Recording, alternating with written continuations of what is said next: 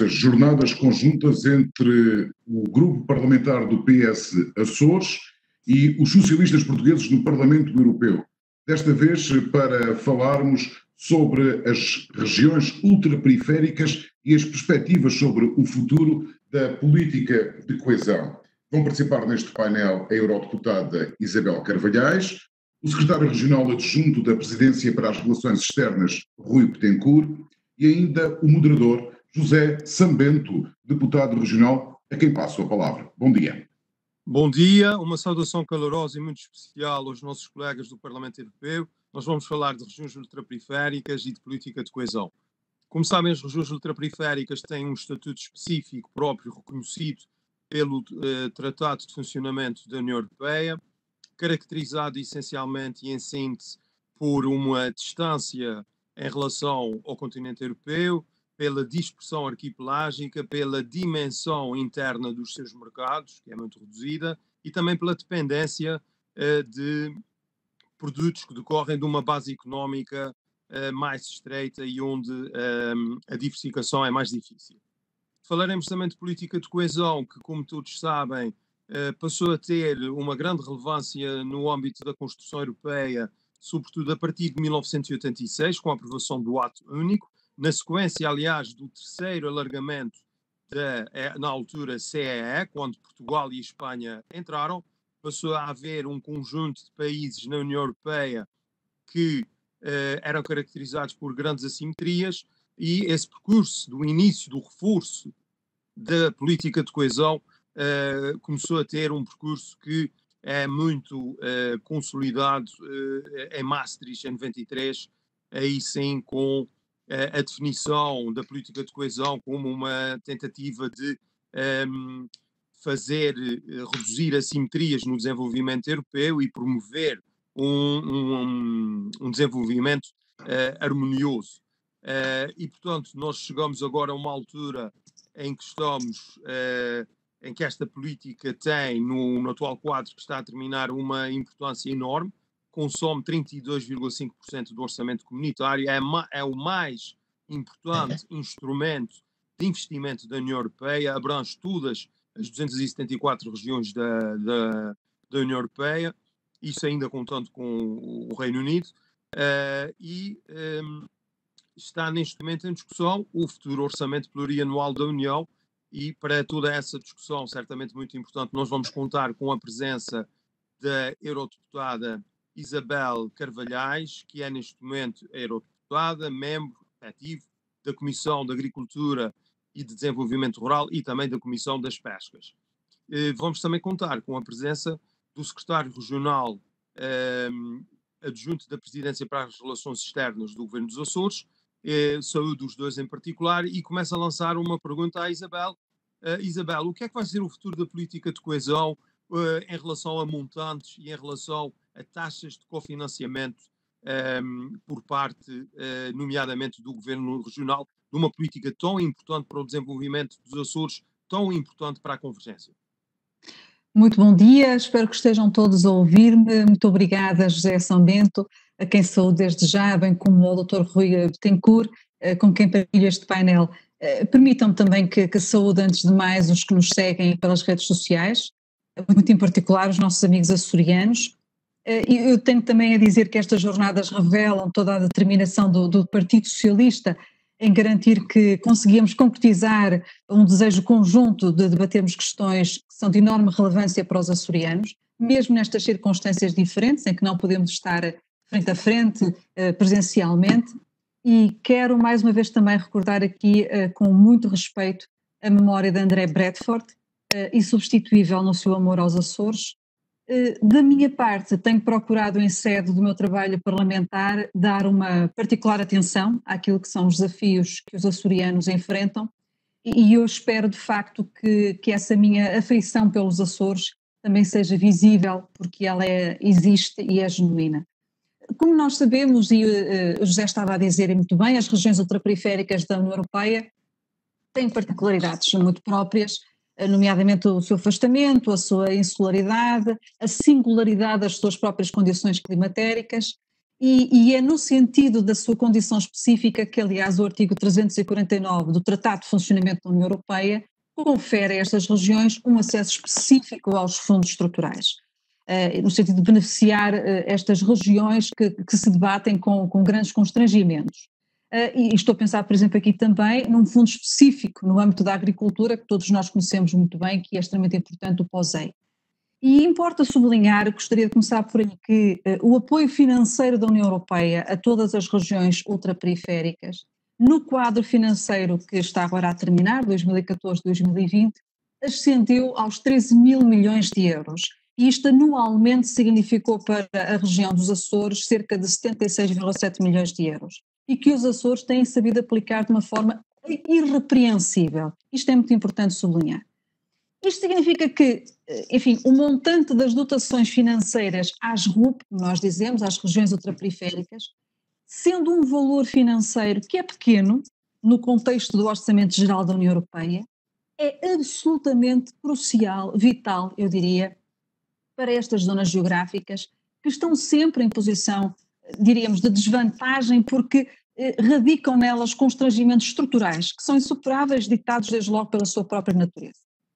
E é por isso que a nossa defesa em sede do Parlamento Europeu tem sido muito clara, e da minha parte também, de que tanto a política agrícola comum como a política de coesão, sobre ela falarei esta manhã, devem permanecer como um dos principais instrumentos financeiros de ação europeia para o pós-2020, principalmente no que diz respeito às regiões ultraperiféricas, onde as disparidades, volto a dizer, são sempre muito evidentes em relação a outros territórios. Nós sabemos que, enfim, a União Europeia tem procurado ajudar os Açores a fortalecer a sua economia, a criar empregos de uma forma sustentável, a tirar partido dos seus ativos naturais, mas ainda existe um caminho muito longo a ser feito. E cabe, obviamente, à União Europeia reforçar esse apoio no quadro de uma política de disparidades realmente ambiciosa. Ora, o que é que nós vimos até aqui? Aquilo que nós vimos, o que nós vimos até há muito pouco tempo, até algumas semanas atrás, eu diria, eram sinais que não eram nada tranquilizadores. Eram sinais que iam precisamente no sentido inverso, no sentido de desajudar quase, diria, porque a proposta inicial da Comissão Europeia para o quadro financeiro para o período que vem de 21-27 apresentava claramente a redução das dotações financeiras para alguns fundos europeus, como os fundos da política de coesão e da PAC, impondo ainda um aumento acentuado nas taxas de cofinanciamento nos investimentos feitos no âmbito destas políticas. Isto, obviamente, que só poderia prejudicar os interesses das diversas RUP e, obviamente, das que nos interessam, Açores e Madeira. O facto da Comissão Europeia nos dizer agora que estas políticas, na verdade, vão ser reforçadas por via do Fundo de Reconstrução, eu acho que é um sinal muito positivo. É uma mudança clara de posicionamento e, portanto, eu não vou de maneira alguma desvalorizar este sinal muito positivo. Agora, eu espero que realmente assim seja, porque aquilo que nós vimos até agora foi, no contexto do combate a esta crise do Covid-19, foi importante, é certo, não digo o contrário, e refiro-me em particular à criação de um instrumento pela Comissão Europeia, o denominado Iniciativa de Investimento de Resposta à Crise do Coronavírus, que já foi aprovado pelo Parlamento Europeu e pelo Conselho e que entrou em vigor no dia 1 de abril, e é uma iniciativa que mobiliza cerca de 37 mil milhões de euros da política de coesão para reforçar os sistemas de saúde nacionais, apoiar as pequenas e médias empresas, os programas de emprego de curto prazo, etc. Aliás, entretanto, a Comissão Europeia já apresentou um complemento a esta iniciativa, o denominado CRI+, enfim, a sigla não interessa agora para nada. O que é importante aqui talvez será reter que, enquanto que o primeiro pacote de apoio visa sobretudo a mobilização imediata dos fundos estruturais de forma a dar uma resposta imediata à crise, o segundo pacote introduz aqui sobretudo a ideia da flexibilidade para permitir que todos os fundos não utilizados dos fundos europeus estruturais de investimento possam ser totalmente mobilizados para a resposta à crise. E a flexibilidade será assegurada através da possibilidade, que nós sabemos, de transferência entre os três fundos da coesão: o Fundo Europeu de Desenvolvimento Regional, o Fundo Social Europeu e o Fundo de Coesão. Mas, dito isto isto não é dinheiro novo, é apenas a transferência financeira entre os fundos. E, portanto, o que eu espero é que, de facto, a política de coesão no futuro seja efetivamente reforçada por via do Fundo de Reconstrução e que se vá muito mais além do que de medidas de flexibilização na utilização de fundos. Aliás, durante esta manhã já vários intervenientes o disseram, e muito bem, a utilização, por exemplo, de financiamento ainda não utilizado, vamos dizer assim, só é vantajoso para quem não foi cumpridor, para quem ainda tiver alguma coisa a gastar. Enfim, talvez depois na parte do debate eu possa ter a oportunidade de falar um pouco sobre estas questões mais no âmbito da agricultura, porque enfim é uma área que me diz particularmente, mas logo veremos se haverá essa possibilidade. Os apoios financeiros da União Europeia têm sido, volto a dizer, fatores fundamentais na correção das assimetrias e das desigualdades, contribuindo para fortalecer entre os cidadãos das regiões ultraperiféricas, e estou aqui a pensar nos açorianos, fortalecer o sentimento de cidadania europeia e de pertença ao projeto europeu. Pois bem, num tempo em que urge tanto reafirmar o princípio da solidariedade, um princípio matricial do próprio projeto europeu, eu julgo que ninguém entenderia, nenhum açoriano entenderia que não houvesse um claro reforço da política de coesão, sendo que esta é uma política, é um pilar essencial no auxílio ao investimento regional, com a sua capacidade de articulação com outras políticas europeias, assistindo as regiões no processo de convergência com a União Europeia, e há anos que nós falamos sempre desta importância e necessidade da convergência. É também importante aqui referir que as RUP, as regiões ultraperiféricas, elas são muitas vezes descritas pela própria Comissão Europeia como postos avançados de influência da União Europeia no mundo, em outros continentes. São pontos de acesso à biodiversidade terrestre e, sobretudo, à biodiversidade marinha únicos no mundo. Devem ser, por isso, respeitadas pelo seu potencial. E, a meu ver, a política de coesão é esse grande instrumento pelo qual a União Europeia pode demonstrar efetivamente este respeito, esta consideração que tanto nos merecem as regiões ultraperiféricas, aqui a pensar claramente nos Açores. Portanto, e a jeito de conclusão, porque de facto o tempo passa a correr, ultrapassar os desafios de convergência social, territorial e económica, honrar os compromissos que todos fizemos no âmbito do desenvolvimento sustentável quando assinamos o Acordo de Paris e enfrentar agora os impactos desta crise, tudo isto implica muito mais, eu diria, do que a simples manutenção das dotações financeiras. Porque eu já nem sequer falo em manutenção das dotações financeiras anteriores em sede de instrumentos como o POSEI. Porque perante a possibilidade do corte, que era anunciado, da redução, nós pelo menos insistíamos na manutenção. Eu acho que já nem isto é o suficiente. Os Açores claramente têm honrado o seu compromisso com a União Europeia, desde logo, como eu disse, através de uma utilização irrepreensível dos fundos, e agora cabe à União Europeia respeitar a sua parte do compromisso, conforme os princípios e valores que tiveram na origem da sua própria fundação, que é ser um espaço único, e aqui a convergência é fundamental, um espaço único de liberdade, de segurança, tendo como base a solidariedade. E, portanto, a minha expectativa é que se concretize efetivamente uma política de coesão à altura das circunstâncias, à altura dos enormes desafios que nós enfrentamos. E por agora termino, fico naturalmente à disposição depois de questões, de comentários que surjam em sede de debate e mais uma vez quero agradecer a todos e a todas o estarem connosco nesta manhã para uma troca de ideias, uma troca de pensamentos importantes, mesmo nestas circunstâncias, volto a dizer, em que apenas nos podemos ver olhos nos olhos, mas não podemos estar presencialmente. Ficará o abraço para uma outra oportunidade. Obrigado, Isabel. Sem mais delongas, Rui Betancourt. Obrigado, Sr. São Bento. Boa tarde a todos. Já tenho a sorte de ser o primeiro orador que pode dizer boa tarde a todos, porque o nosso horário já abrange todos da tarde. Gostaria de saudar desde logo essa iniciativa, muito interessante iniciativa de debate online de jornais parlamentares sobre um tema extremamente importante para nós.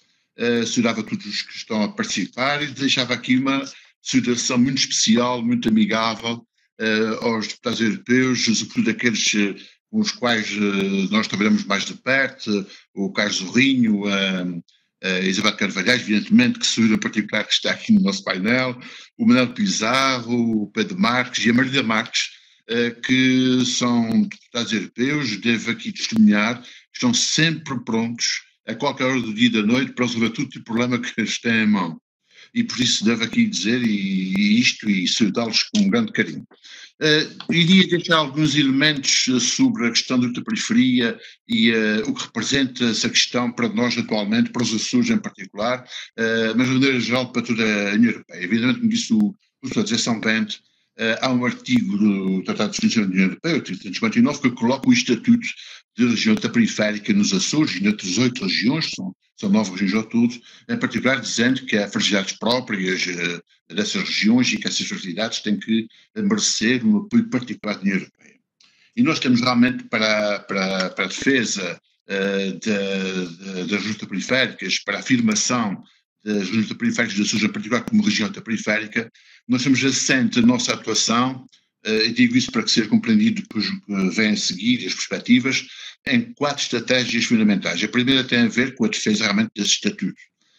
Não iria prolongar mais sobre isso. A segunda estratégia tem a ver com, se me permitissem a expressão, com o permanente convencimento da mais-valia que representam as regiões ultraperiféricas para a União Europeia.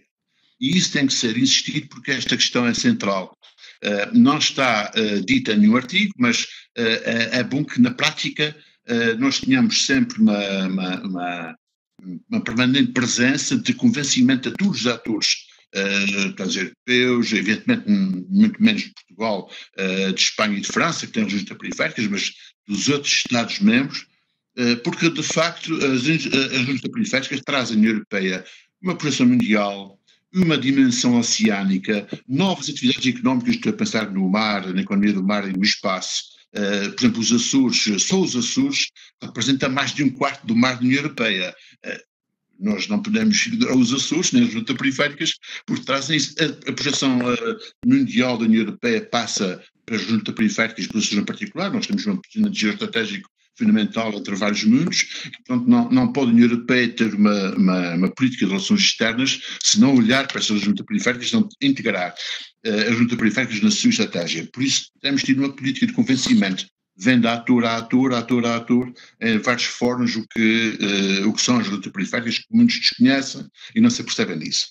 Uma terceira estratégia tem a ver com a estratégia de alianças, evidentemente desde logo com o Parlamento Europeu e com os deputados europeus. A primeira saída que tive como membro do governo dos Açores foi em novembro, junto de parlamentares europeus, de parlamentares vários que estão aqui hoje, no sentido de sensibilizar para a questão açoriana e para as questões periféricas.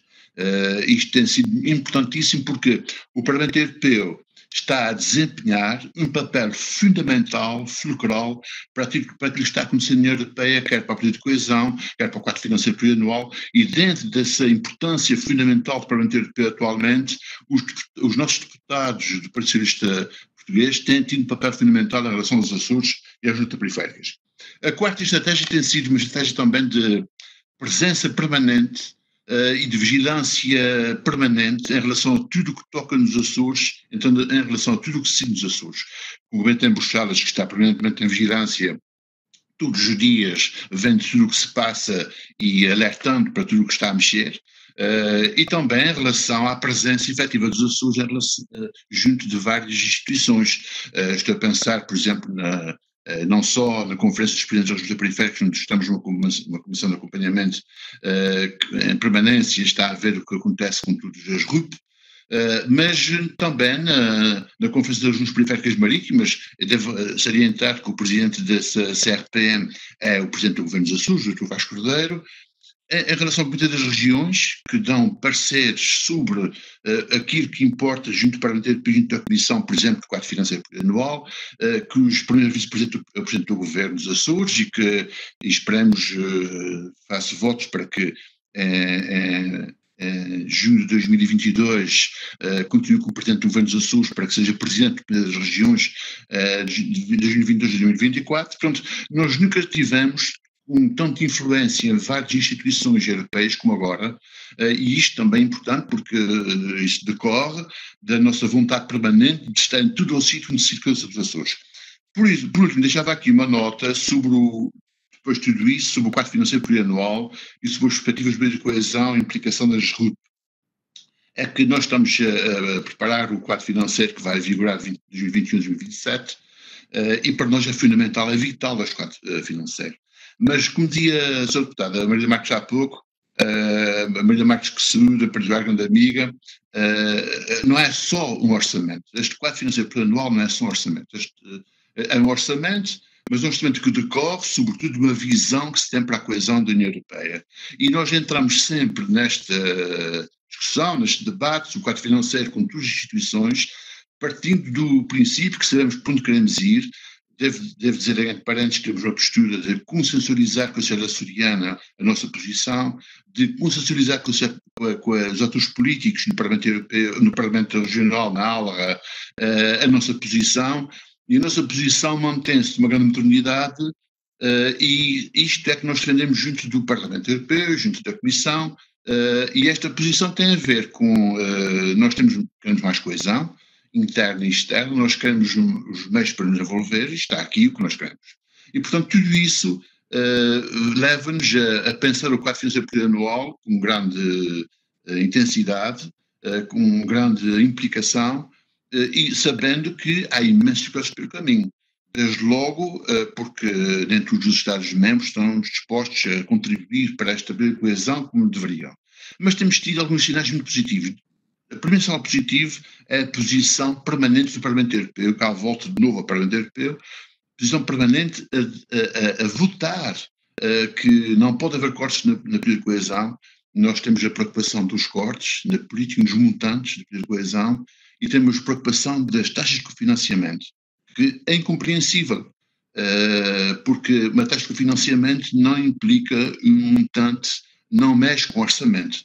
Se der aos Açores, para os seus desenvolvimentos, 1,4 mil milhões de euros, 85% ou 60% para o orçamento comunitário, exatamente a mesma coisa. Mas está aí subjacente uma visão, e nós já demos um pouco, agora vocês que se vão desarrascando, desculpe a minha expressão, mas um pouco isso, e evidentemente nós não podemos aceitar, porque isso levaria a duplicar o nosso esforço próprio para poder ter os mesmos financiamentos dos nossos projetos de desenvolvimento. Evidentemente, isso para concluir, diria que tudo isto, toda esta atividade tem-nos levado a trabalhar de mãos dadas com o Parlamento Europeu, como disse há pouco, tem sido o plano defensor, e há outros sinais positivos que têm a ver com a postura, as intervenções públicas, quer da comissária Elisa Ferreira, quer da própria Presidente da Comissão Europeia, que muito recentemente tem dito que não pretende que haja cortes sobre a coesão. Evidentemente, nós estamos aqui para trabalhar em conjunto sobre essa questão, iremos acompanhar muito de perto, e evidentemente nós sabemos, por exemplo, a Maria Marques já pouco colocou, há uma opção do Parlamento Europeu para pressionar a Comissão, no sentido de dizer, se não houver acordo com a coesão, pois tem que haver um plano de contingência. Uma contingência é para trabalhar com duodécimos, que nós não desejaríamos. É bom que as coisas fiquem logo claras, mas enfim, temos que ver as suas consequências. Mas isso para dizer que há uma grande firmeza do Parlamento Europeu, e nós apoiamos isso que está a acontecer, essa firmeza, e temos tido então, para voltar a esta questão, temos assistido a uma evolução permanente positiva da própria Comissão em relação à política de coesão, e nós temos uma grande expectativa para aquilo que vai acontecer a seguir. Obrigado. Muito bem, obrigado também ao Rui. Nós estamos um pouco para além da hora, de qualquer maneira. Eu não sei se alguém mais dos nossos diversos participantes quer colocar alguma questão. Eu não tenho, neste momento, inscrições.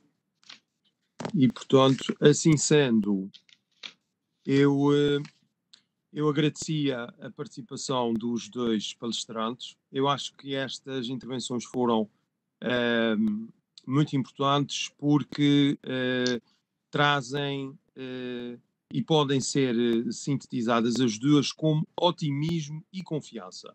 Um otimismo moderado pelaquilo que a Isabela aqui nos apresentou sobre os últimos desenvolvimentos junto da União Europeia, dos principais órgãos, no sentido de reverter uma linha de algum desinvestimento na coesão, e isso é obviamente fundamenta um otimismo moderado, e por outro lado a confiança naquilo que é o trabalho do governo regional, da defesa dos interesses dos Açores, da defesa do futuro dos Açores e da defesa de uma política de coesão muito relevante. E esta estratégia, que foi aqui muito bem apresentada pelo secretário regional Rui Betancourt, também sustenta esta confiança. E, portanto, terminar um painel, sendo possível sintetizá-lo em otimismo e confiança, eu sinceramente acho que dificilmente poderia ser melhor.